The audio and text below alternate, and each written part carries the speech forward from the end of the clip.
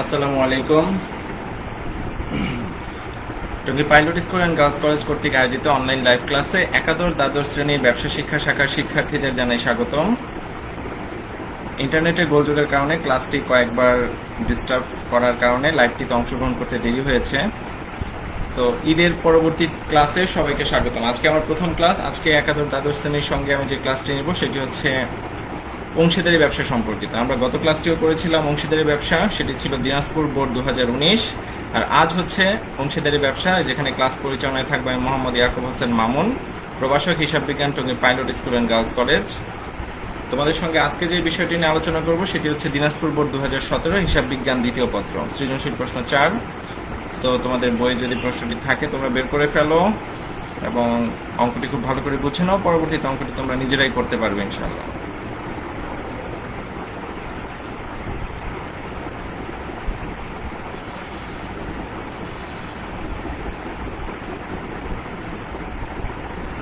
আমাদের লাইভ ক্লাসটিতে যারা অংশগ্রহণ করেছো তাদের সবাইকে অনেক ধন্যবাদ।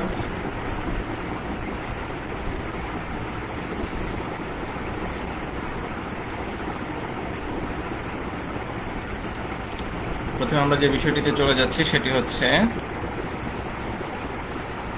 প্রশ্নটা আমরা দেখব একটু। প্রশ্নটা ছিল ইমন রাজন মোহন। তোমরা সবাই খেয়াল করো, প্রথমে প্রশ্নটা হেডলাইন হচ্ছে ইমন রাজন মোহন একটি অংশীদার ব্যবসায় 3 জন অংশীদার, তাদের লাভ লোকসানের অনুপাত ছিল 3:2:1।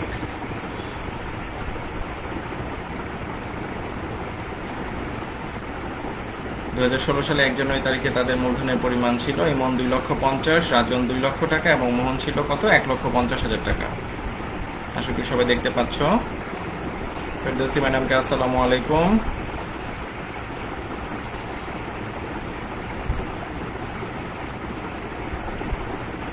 তো তোমরা প্রশ্নটি একটু ভালো করে খেয়াল করো।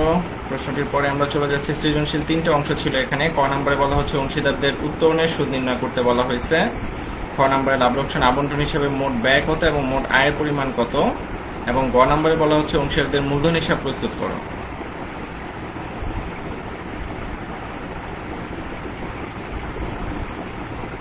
তো এই আমরা ক নাম্বার প্রশ্নটি আগে প্রথমে সলভ করব। অংশীদারদের উত্তোলনের সুদ কিভাবে নির্ণয় করতে হয়। তো আমরা প্রশ্নটিতে আবার যাচ্ছি।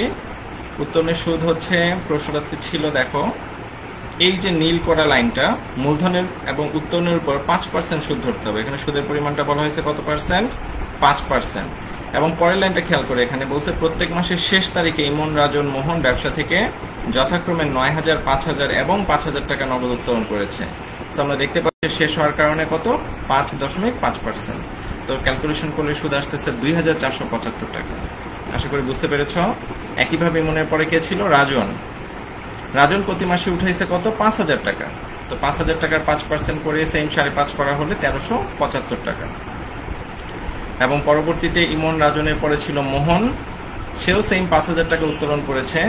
তাই 5% হারে আমরা উত্তোলনের সুদটা ধরবো এবং সেই 5.5 মাসের জন্যই 1,300 কত টাকা আসতেছে? 75 টাকা। সবাই কি শুনতে পাচ্ছ?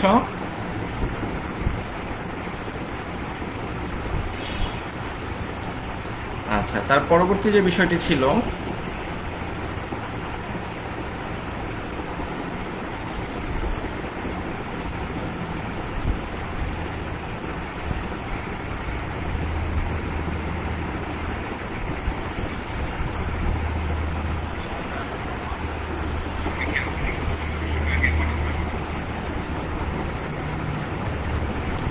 উত্তোলনের সুদটা আমরা টোটাল পেয়ে গেছি কত 5,225 টাকা। উত্তোলনের সুদ হচ্ছে টোটাল 5,200 কত টাকা? 25 টাকা। তো এর পরবর্তী আমরা চলে যাচ্ছি খ নাম্বার অংশে। খ নাম্বার অংশে যাওয়ার জন্য আমরা খ নাম্বার প্রশ্নটি একটু দেখে নিই। খ নাম্বার প্রশ্নে বলা হয়েছে অংশীদারদের লাভ লোকসান আবন্টন হিসাবে মোট ব্যয় এবং মোট আয়ের পরিমাণ কত। অংশীদারদের লাভ লোকসান আবন্টন হিসাবে মোট ব্যয় এবং মোট আয়ের পরিমাণ কত সেটা জানতে চাচ্ছি। এখানে কিন্তু সম্পূর্ণ আবন্টন হিসাবটা করতে বলে নাই, শুধু বলা হয়েছে মোট ব্যয় কত এবং মোট আয় কত। তার মানে আমরা লাভ লোকসান আবন্টনের ঘরেই করব। ডেবিট সাইডটা হচ্ছে ব্যয় পাশ, ক্রেডিট সাইডটা হচ্ছে কি পাশ? আয় পাশ।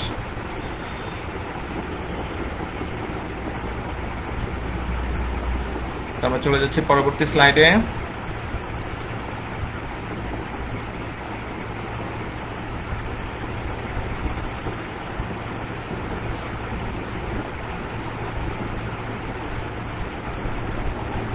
পরবর্তী স্লাইডে আমরা খেয়াল করো, প্রথমে ঘরটা করে নেই।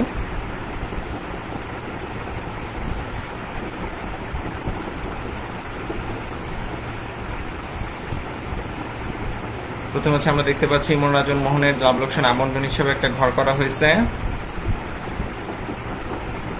সেই ঘরটিতে আমরা দেখতে পাচ্ছি ডেবিট ক্রেডিট, বিবরণ টাকা। এই ঘরটিতে আমরা এখন লাভ লোকসান আবন্টনের যে আয় পাস সেটি করে দেখাবো। সবাই খেয়াল করো। প্রথমে আমরা আবার প্রশ্নে চলে যাচ্ছি। প্রশ্নের যে অংশটা নিয়ে আমরা প্রথমে কাজ করবো সেটা হচ্ছে যে নীল করা লাইনটা। 2016 সালে 1 জানুয়ারি তারিখে অংশীদারদের মূলধনের পরিমাণ ছিল ইমন 2,50,000, রাজন 2 লক্ষ এবং মোহন কত টাকা? 1,50,000 টাকা। এই মূলধন উত্তোলনের উপর কত পার্সেন্ট সুদ ধরতে বলা হয়েছে? 5% সুদ ধরতে বলা হয়েছে।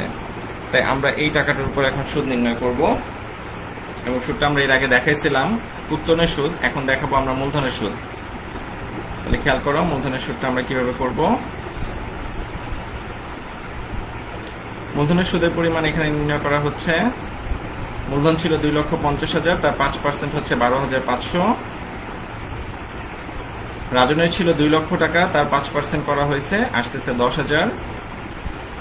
এবং মোহনের ছিল 1.5 লক্ষ টাকা, তার 5% হচ্ছে 7,500। তো আমরা দেখতে পাচ্ছি মূলধনের সুদ টোটাল 30,000 টাকা হয়ে যাচ্ছে। ঠিক আছে প্রিয় শিক্ষার্থীরা, তোমরা খুব ভালো করে মনোযোগ দিয়ে ক্লাসটি করবে। মূলধনের সুদের পরিমাণ হচ্ছে কত হাজার? প্রত্যেকের মূলধনের উপর 5% করা হয়েছে। এখানে কোনো অতিরিক্ত মূলধন ছিল না, থাকলে আমরা অতিরিক্ত মূলধনের উপর সুদ বের করতাম। তো আমরা পরবর্তী স্লাইডে চলে যাচ্ছি। পরবর্তী স্লাইডটি ছিল আমাদের লাভ লোকসান আবন্টন হিসাবে ডেবিট সাইড ক্রেডিট সাইডের মধ্যে। ডেবিট সাইডে আমরা জানি মূলধনের সুদ চলে আসে, আমরা লিখলাম ডেবিট সাইডে অংশীদারদের মূলধন হিসাব ব্র্যাকেটে মূলধনের সুদ। এই যে খেয়াল করো নিচে 3 জনের নাম লেখা হয়েছে, ইমন, রাজন এবং মোহন। তো ইমন, রাজন এবং মোহনের যে মূলধনের সুদটা আমরা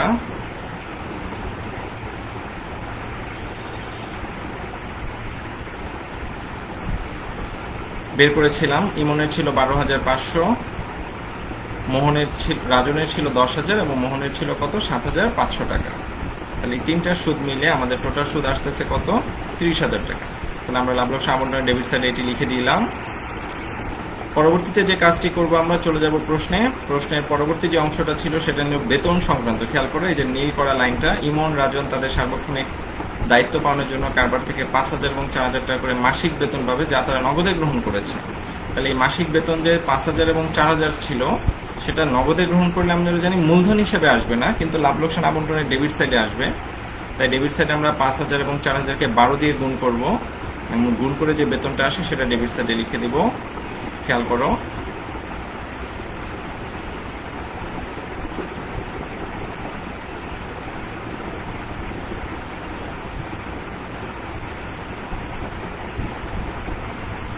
বেতনের যে অংশটা আমরা ডেবিট সাইডে লিখবো। প্রথমে অংশীদারদের বেতন হিসাব ব্র্যাকেটে বেতন দিয়ে ইমন এবং মোহন। খেয়াল করে আমি এখানে কিন্তু অংশীদারদের মূলধন হিসাব লিখিনি, কারণ এই বেতনটা মূলধন হিসাবে কিন্তু যাবে না। কারণ এই বেতনের যে অংশটা সেটি কিন্তু মূলধন হিসেবে যাবে না। কেন সেটা নিশ্চয়ই তোমরা বুঝতে পেরেছো, কারণ বেতনটা নগদে গ্রহণ করার কারণে সেটি মূলধন হিসেবে কিন্তু যাচ্ছে না।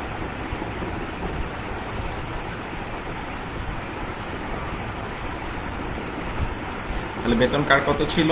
ইমনের ছিল 5,000 করে 12 মাসে 60,000 টাকা এবং মোহনের ছিল 4,000 করে 12 মাসে 48,000 টাকা। দ্যাট মিনস টোটাল 1,08,000 টাকা আমাদের বেতন চলে আসছে এখানে। খেয়াল করো 1 লক্ষ কত হাজার? 8,000 টাকা। তাহলে এই যে বেতনের যে অংশটা সেটা আমরা দেখে নিলাম। প্রতি মাসে 5,000 টাকার কারণে 12 মাসে 5,000 গুণ 12 এবং 4,000 গুণ 12। আমরা পরবর্তী অংশে চলে যাচ্ছি। পরবর্তী অংশটা ছিল এরকম যে লাস্ট লাইনে বলে দিয়েছিল উপরোক্ত সমন্বয়গুলো সাধন করার পূর্বে কোম্পানির নিট মুনাফা হয়েছিল কত? 2,55,175 টাকা। তাহলে আমরা এই 2,55,175 টাকায় চলে যাব।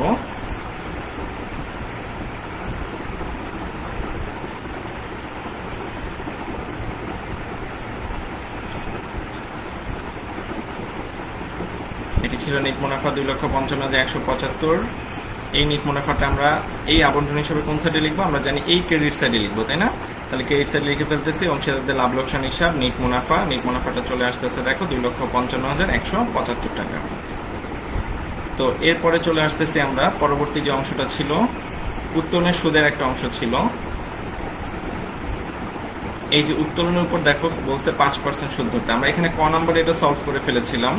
কোন উত্তোলনের উপর? এই যে প্রত্যেক মাসের শেষে যে উত্তোলন ছিল এই টাকাটার উপর 9,000, 5,000 এবং 5,000 টাকা যে উত্তোলন ছিল এই টাকাটার উপর আমরা এখন সুদটা বের করে দেখাবো।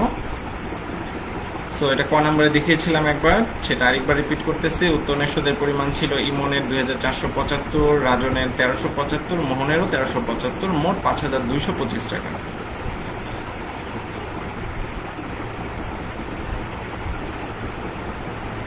তারপর হচ্ছে ক্রেডিট সাইডে আমরা লিখে দিচ্ছি, দেখো অংশীদারদের মূলধন হিসাব উত্তোলনের সুদ ক হতে, ব্র্যাকেটে কি লেখা দেওয়া হয়েছে? ক হতে, কারণ আমরা ক নম্বরে যেহেতু এটা সলভ করেছি তাই এটা ক হতে নিয়ে আসছি।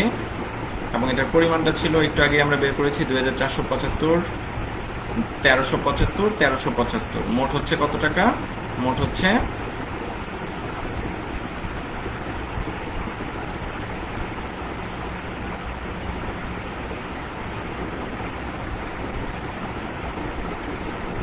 5,225 টাকা। আশা করি সবাই বুঝতে পেরেছ। যারা ক্লাসটিতে এখন জয়েন করতে পারেনি তারা পরবর্তীতে দেখে নিবে। এরপর আমরা গ নম্বর অংশে চলে যাচ্ছি। গ নম্বর অংশে চাওয়া হয়েছিল অংশীদারদের মূলধন হিসাব প্রস্তুত করে। এখানে 3 জনের জায়গায় আমি স্ক্রিনে জায়গা কম থাকার কারণে আমি 2 জনেরটা করে দেখাচ্ছি, ইমন এবং মোহনের মূলধন হিসাব। শুধু রাজনেরটা আমি বাদ দিচ্ছি, তোমরা রাজনেরটা পরবর্তীতে করে নিতে পারবে একসঙ্গে। সো এই যে ঘরটা করা হয়েছে এটাই হচ্ছে মূলধন হিসাবের ঘর। খেয়াল করো, প্রথমে হচ্ছে তারিখ, বিবরণ, টাকা, ইমন, মোহন। এখানে 3টা টাকা হবে যদি ইমন, রাজন, মোহন করা হয়। তারপর হচ্ছে তারিখ, বিবরণ, আবার টাকা, ইমন, মোহন। এখানে কর্নারে কি লিখতে হয় আমরা জানি? ডেবিট। আবার এখানে কর্নারে কি লিখতে হয়? ক্রেডিট। আমাদের ডেবিট ক্রেডিট চলে আসছে, এটাই হচ্ছে মূলধন হিসাবের ঘর। পরবর্তী অংশে চলে যাচ্ছি আমরা। পরবর্তী অংশটা ছিল এই যে, খেয়াল করো প্রশ্নটার প্রথম 2টা লাইন, এই যে নীল করা যে লাইন 2টা, যেখানে বলা হয়েছে 1 তারিখে তাদের মূলধনের পরিমাণ ছিল 2,50,000, 2 লক্ষ এবং কত টাকা? 1.5 লক্ষ টাকা। তাহলে এই মূলধনের পরিমাণটাই আমরা এখন নিয়ে আসবো ক্রেডিট সাইডে। 2016 জানুয়ারি 1 এবং ব্যালেন্স বিডি ইমনের ছিল 2,50,000 আর মোহনের ছিল 1,50,000। যেহেতু আমি রাজনেরটা করি নাই তাই রাজনের 2 লক্ষ টাকা এখানে আনা হয় নাই। পরবর্তী যে অংশে চলে যাচ্ছি সেটি হচ্ছে উত্তোলনের পরিমাণটা। খেয়াল করো প্রত্যেক মাসে যে নীল করা লাইনটা,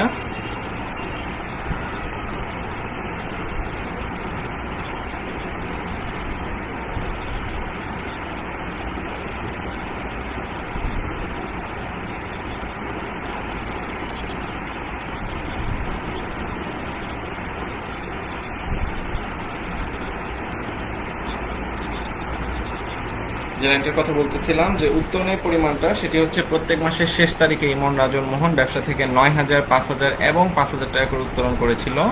আমরা সেই উত্তোলনের লাইনটা নিয়ে আসতেছি। উত্তোলন আমরা জানি কোন পাশে আসে? ডেবিট পাশে। অংশীদারদের মূলধন হিসেবে ডেবিট সাইডে, তাই উত্তোলনটা লিখতেছি। 2016 ডিসেম্বর 31 হচ্ছে তারিখ। আর উত্তোলনটা খুব ভালো করে খেয়াল করো, প্রতি মাসের শেষে ছিল। তাই উত্তোলন কিন্তু আমরা যে ভুলটা করি শুধু 1 মাসের টাকায় লিখে দিয়ে আসি 5,000 এবং 4,000, সেটি কিন্তু হবে না। 5,000কে 12 দিয়ে গুণ করতে হবে। দ্যাট মিনস একজন উঠেছিল 1,08,000 টাকা, 60,000 টাকা। এটি মেবি ঠিক আছে কিনা আমি চেক করে আসতেছি। উত্তোলন ছিল প্রতি মাসের শেষে, 9,000 টাকা। উত্তোলনটা ছিল কত হাজার? 9,000। আমি বলতেছিলাম ভুল। তো আমাদের এই উত্তোলনের যে 9,000কে 12 দিয়ে গুণ করলে, অর্থাৎ প্রতি মাসের শেষে থাকার কারণে 9,000কে 12 দিয়ে গুণ করলে 1,08,000 এবং এই যে 5,000 টাকা করে উঠেছিল মোহন, 5,000কে 12 দিয়ে গুণ করলে আসতেছে কত? 60,000 টাকা।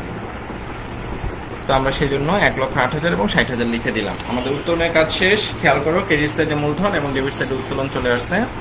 পরবর্তী যে অংশে চলে যাচ্ছি, পরবর্তী অংশ ছিল এই যে আবন্টন থেকে আমাদের ডেবিট সাইডের গুলো চলে আসে ক্রেডিট সাইডে, আর ক্রেডিট সাইডের গুলো চলে আসে আমরা জানি ডেবিট সাইডে।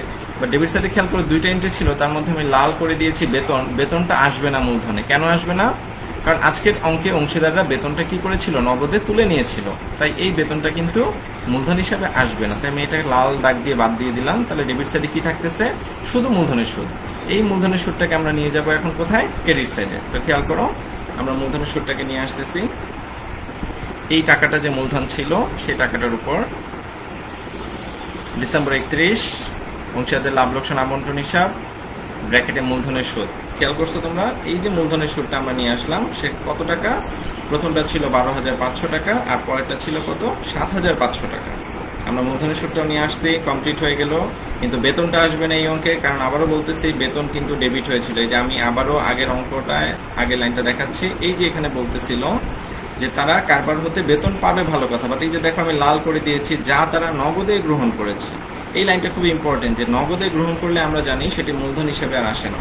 এখানে ইমন রাজন দুজনেই বেতন গ্রহণ করছে, তাই ইমনের বেতন রাজনের বেতন কারো বেতনই আসবে না, আর মোহন তো বেতন পেতই না, সো মোহনের বেতন আসবেই না।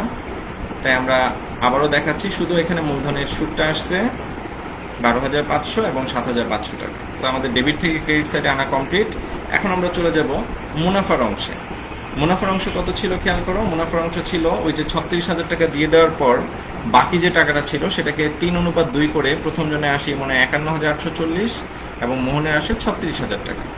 ঠিক আছে, তো আমরা চলে যাচ্ছি ক্রেডিট সাইডে। আবন্টনের ক্রেডিট সাইডে দেখো দুইটা এন্ট্রি ছিল, একটা ছিল নিট মুনাফা আর একটা ছিল উত্তোলনের সুদ। আমরা জানি তার মধ্যে উত্তোলনের সুদটা এখানে ক্রেডিটে ছিল, বাট মূলধনে কোথায় আসে, ডেবিট সাইডে। তাই আমরা উত্তোলনের সুদটা নিয়ে আসতেছি ডেবিট সাইডে। ডিসেম্বর 31 লিখলাম, তারপর হচ্ছে অংশীদারদের লাভ লোকসান আবন্টন হিসাব, তারপর হচ্ছে উত্তোলনের যে সুদ সেটি লিখব,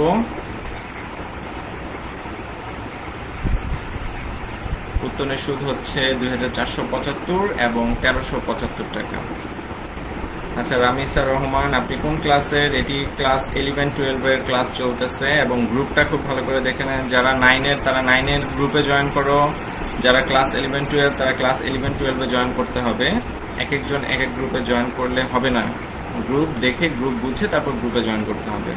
থ্যাংক ইউ রামিসা রহমান। উত্তোলনের সুদটা আমরা লিখে ফেললাম, তারপর যোগ বিয়োগ করবো, ক্রেডিট সাইড যোগ করে ফেললাম 1,93,500, সেম একইভাবে এখানেও 1,93,500। আর ইমনের যোগফলটা খেয়াল করো 3,14,340, 3,14,340।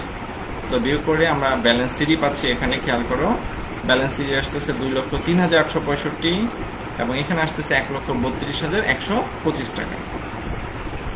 তো আমরা সিডিটাকে এখন পরবর্তী সাল বিডি করে দিব, ব্যালেন্স বিডি 2,03,865 এবং 1,32,125 টাকা।